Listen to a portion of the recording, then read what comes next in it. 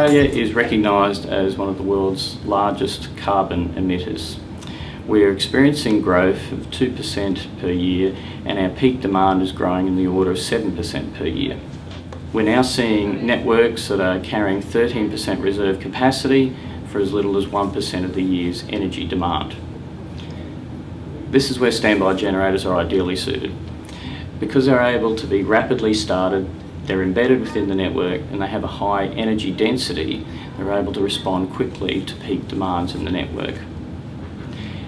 Energy network owners benefit because they're able to be reliably called upon and put into service very rapidly.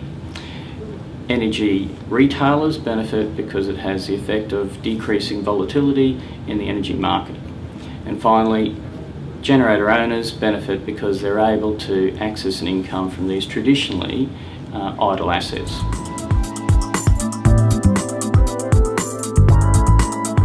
There are many megawatts of standby generators sitting idle as we speak.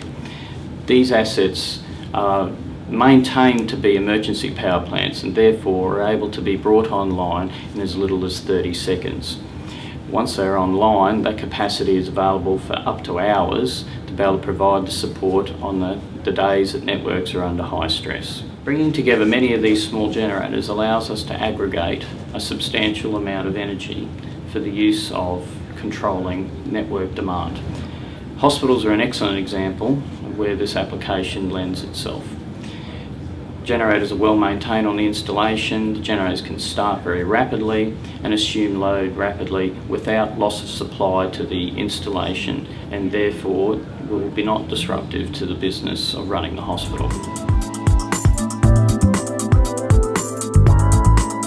A common question we're asked by people interested in participating in our program is whether this will affect their carbon emissions when the proposed carbon tax comes into effect. In response to this, VE undertook a study recently to identify what that impact could be on a participant in the energy aggregation program. Most people are surprised to find that by running their standby generator, they're actually up to 40% lower emissions than buying the energy from coal-fired traditional power stations. Not only is the fuel lower in carbon emissions, by having the generators embedded in the network, the majority of the network losses are avoided and therefore further reducing carbon emissions. An added bonus is if biofuels are considered, emissions can be reduced to almost zero.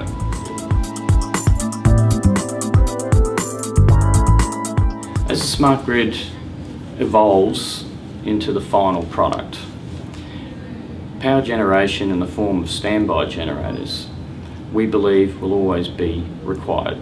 We see the role of embedded standby generators evolving to support our renewable fuel sources as they become more dominant in our supply system.